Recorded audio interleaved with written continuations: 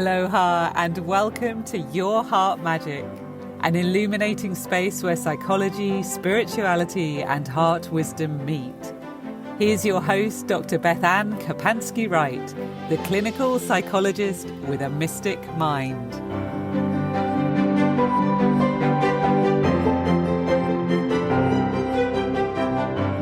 Aloha, everyone. This is Dr. BethAnne Kapansky-Wright, and you are listening to the Your Heart Magic podcast. We are talking about spiritual awakenings today, what they are, how somebody might experience or understand that kind of an awakening process, how to navigate them, and I will be sharing a little bit about my own experience with awakenings in my life. I have to admit that there is so much material that we could cover that this could easily be part 1, part 2, and part 3. So we will do a survey course today and see what we can tap into and learn about in the time that we do have. So let's start with what is a spiritual awakening. Spiritual awakening could also be called a disruption of consciousness or an awakening of consciousness. Imagine that you have a certain view in which you see the world. And you may or may not even know that you have this view. It has been developed perhaps by what you've been taught, or maybe what you have perceived for yourself and what you have experienced for yourself. It is a viewpoint that you have created based on who you understand yourself to be, what you understand your purpose to be, perhaps some of the relationships that you are in and how you understand your roles within those relationships, maybe how you understand your health or different factors in your identity. And so there's this sense that you have anchored yourself to these things that feel true for you and certain for you. And when we anchor ourselves to things that feel certain for us, without even knowing that we're doing it, we have created a set point or a grounding point, if you will. And when an awakening process happens, usually something external will happen in our lives that comes along and knocks us off of that set point. And we find that just something begins to be challenged with the perspective that we had created. So an example of this might be somebody goes through a major breakup or a divorce, and it begins to make them start to question everything about their life, everything that they thought was true about the relationship. They might start to question themselves and their understanding of who they were in the relationship. And maybe that brings them to a reflection point of, how did I get in this relationship in the first place? And they start doing massive inventory about their upbringing or their family of origin or how they understand themselves in a partnership. And that maybe brings them to this list of, what do I really want? What do I really need? If I could create a bigger life for myself, what would it look like? There can be a lot of space that happens when we begin to go through this sifting examination process. And as we sift and as we examine, often what happens is we really shake up this old certitude and perspective of how we used to see life. And we begin to gain a bigger perspective for looking at the world. So when we go through a spiritual awakening, there's often some form of a transcendent component. That's the piece that makes it spiritual, something that is bigger than our limited view of ourselves, our limited identity, and our limited, our previously conceived, more limited notion of how we understood our lives. And when that gets jostled or jolted or nudged or sometimes sledgehammered and cracked wide open, there is this giant sky and this field of possibility that can often open to us. And it makes us look up. It makes us open to things like asking bigger questions about spirituality, and what might be out there, or maybe questioning the faith that we might have previously had or what we've been taught.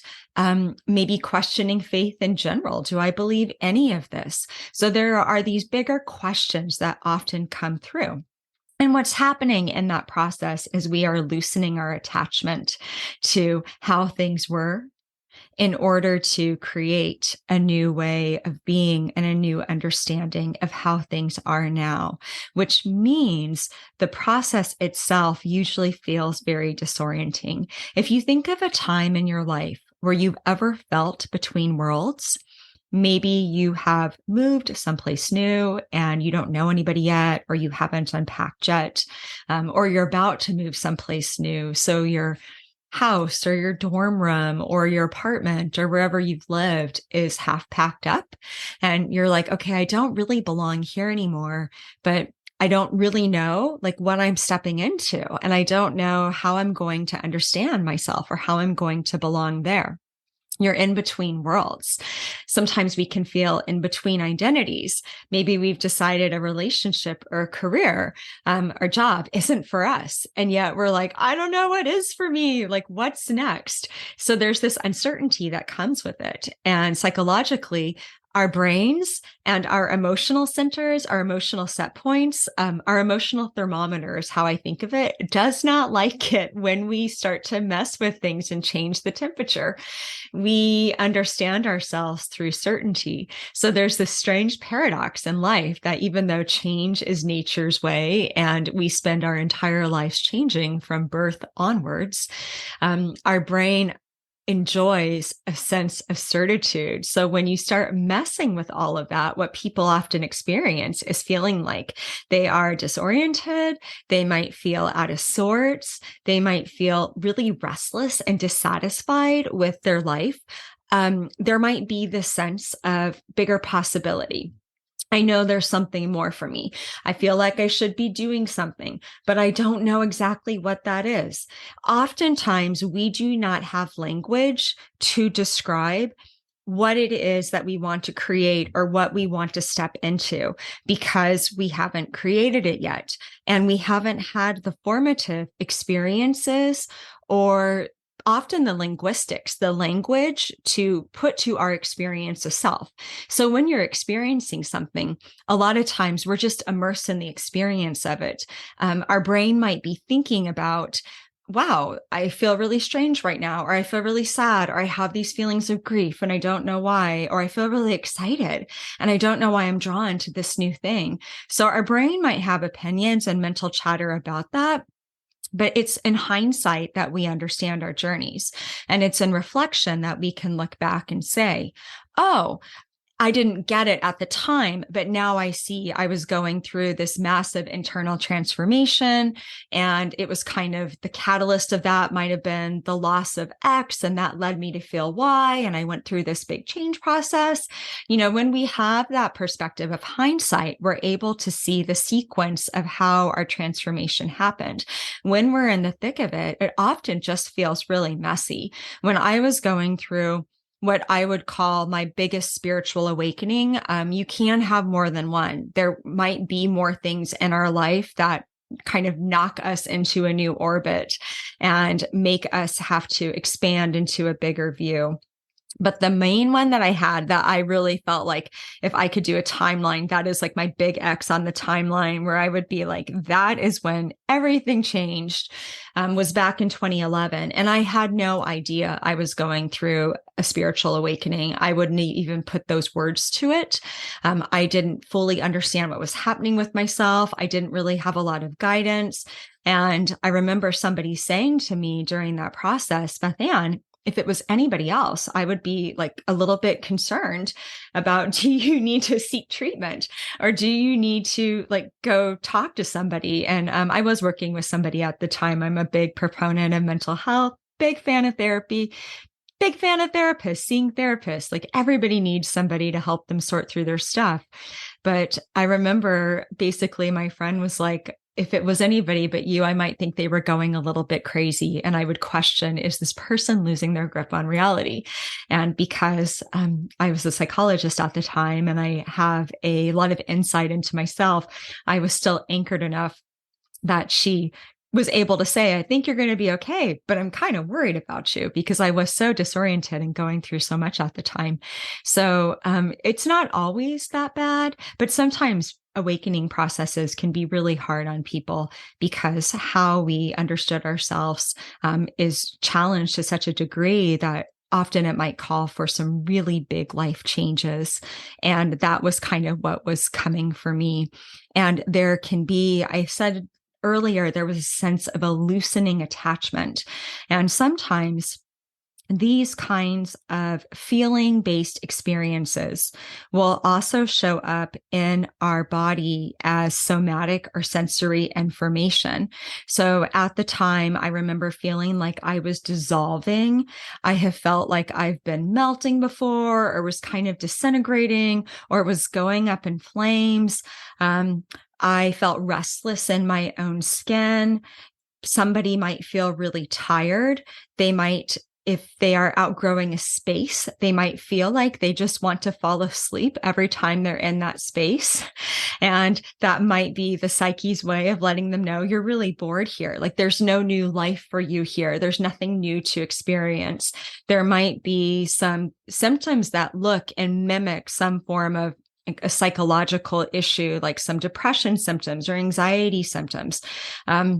There's not a DSM-5 manual for spiritual awakenings or some diagnostic and statistical manual for that.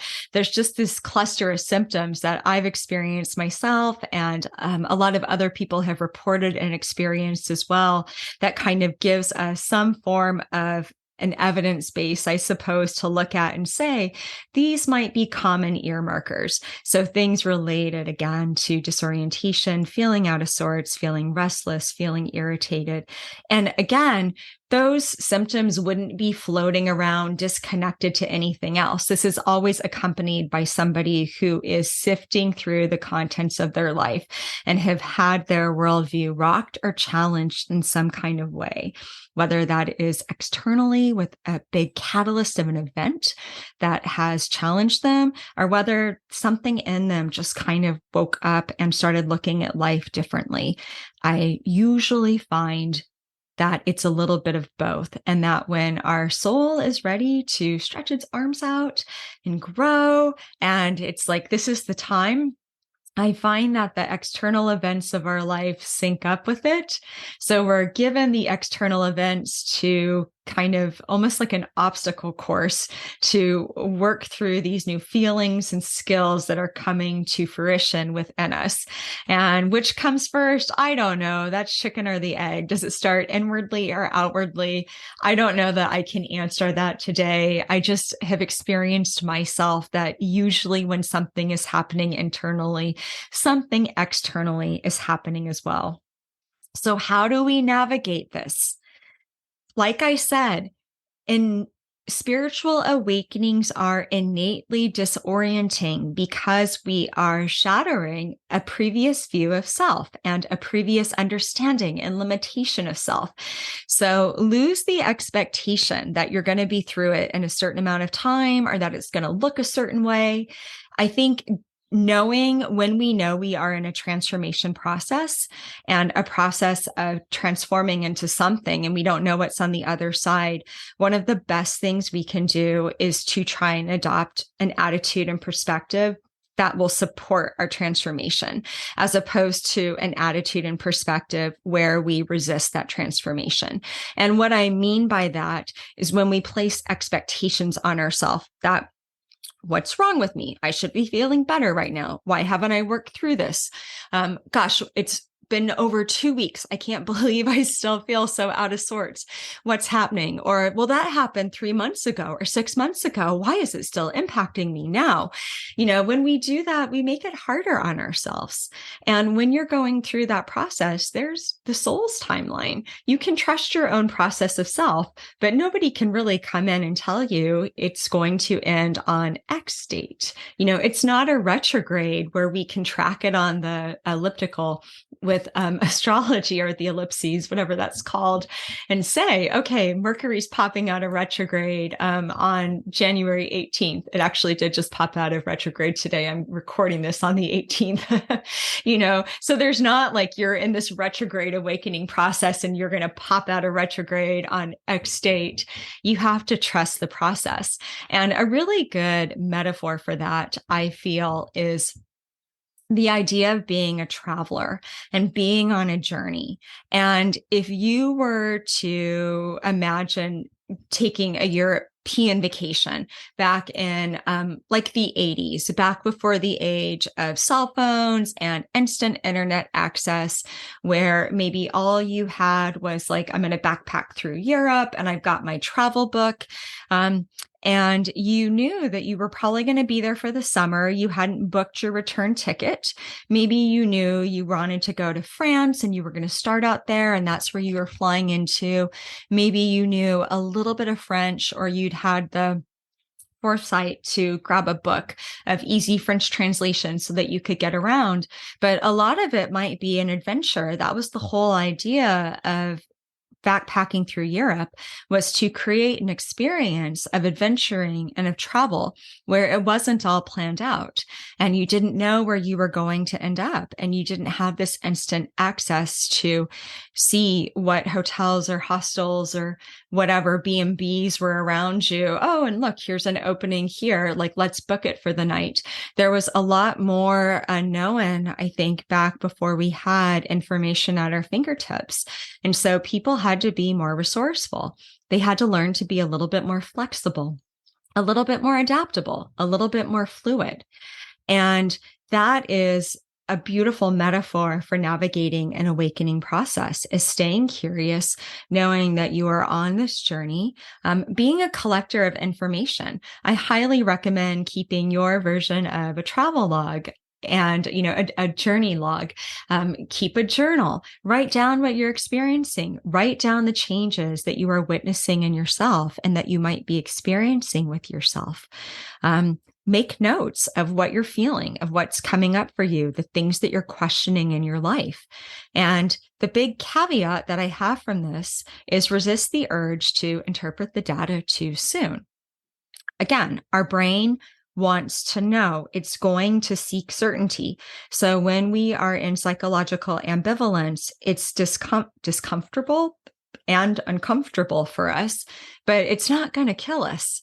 So if we can learn to sit with the discomfort and say, well, I don't know what I don't know, and I don't know who I'm going to be at the end of this process, I can't guarantee that, then it allows us to have a lot more grace and surrender for our process of change and for our process of awakening and coming into this new perspective of self. And the last thing that I want to recommend for awakening processes, there's actually two things. One of them is to also be a collector of information. So you might look for other people who've been through something similar. You might know them. It might be more of an archetype or a character in a story that you find yourself drawn to, or that you really relate to, or that you resonate with. And in that case, it doesn't matter that it's make-believe.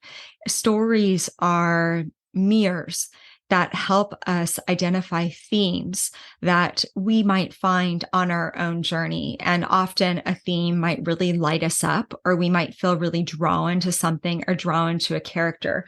And people have a tendency to feel silly.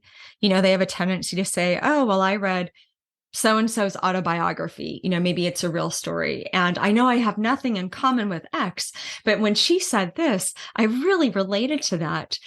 Don't feel silly for relating to something that another human being has been through, even if their experience is different.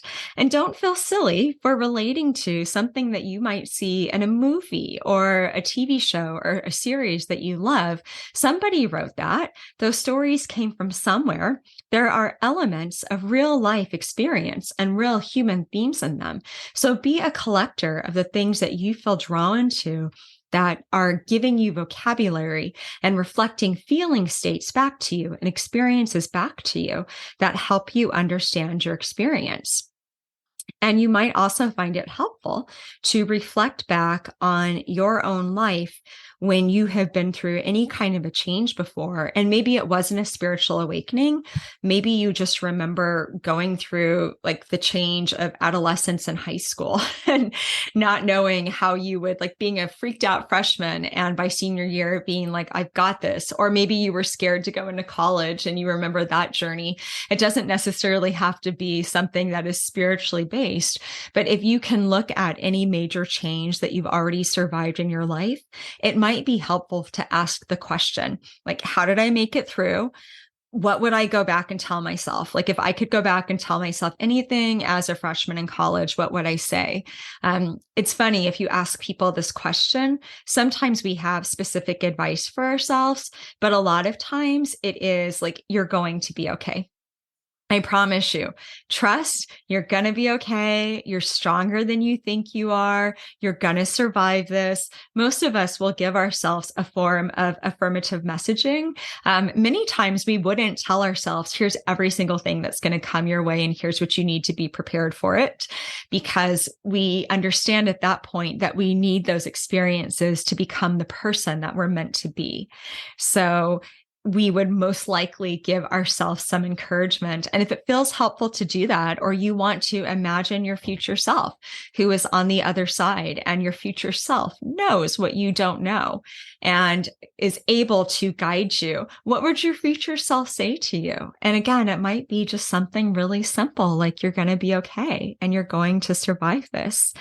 And the last thing that I found is that there's often a gift that comes at the end of this kind of process. So when we come to more of a completion and we are kind of settling into this new way of seeing things, I've often found that our intuitive gifts might open. It could be a gift of hope or joy or encouragement, or seeing the world through a more bigger lens of light. There's so many spiritual gifts and talents that are out there. That's a whole other topic. But I've always found that when we allow ourselves to go down into the abyss, to dig through the mud and to develop those roots and to do that unlayering process, that there is often light that is found on the other side.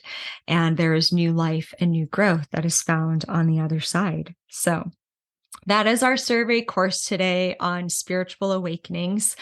Like I said, mine was in 2011. And in a nutshell, I had some things happen in my personal life. And I ended up waking up one day and saying, oh no, this isn't my life. It's like this other part of me woke up. And I went through basically everything that I just described to you in this podcast. And I also had all these visceral kind of cognitive images of dominoes that kept tipping over and over and over, or houses of cards falling. I kept feeling drawn to images of like the butterfly leaving the cocoon and birds flying free. And, you know, if a shirt had a bird on it, I would buy it. You know, if I could find something with a butterfly on it or an inspirational quote, like I wanted that, you know. I kept seeing this image of Alice in Wonderland having like the eat me potion or whatever, drink me, and getting too big and popping out of the house that she was in and kind of outgrowing this space that she'd previously inhabited. And so I had all of those things, and it was disorienting and it was disruptive. And I had all of that physical stuff that I mentioned about feeling very displaced from myself and out of sorts and displaced from my life. And ultimately it led me to make some really big, massive changes where I ended up basically starting all over again. And when I came out the other side, it definitely marked a point in time where I came out with a bigger spiritual perspective and intuitive gifts and the gift of joy. That was one of the gifts that was there for me. For about 6 months, I just felt so joyful. It's like I survived. You know, and there is light and it's beautiful, you know, lean into it. I was a believer. So that was me in a nutshell. And with that, we will wrap up for today. Next week, we will be talking about the question, why can't we be mystic-minded? And I will be sharing a little bit of my experience with what mystic-minded means to me, and why I think this is such an important question for us to be asking at this point in time. Until then, be love, be you, be well, and be magic. You've been listening to Your Heart Magic with Dr. BethAnne Kapansky-Wright. Tune in next week for a new episode to support and empower your light.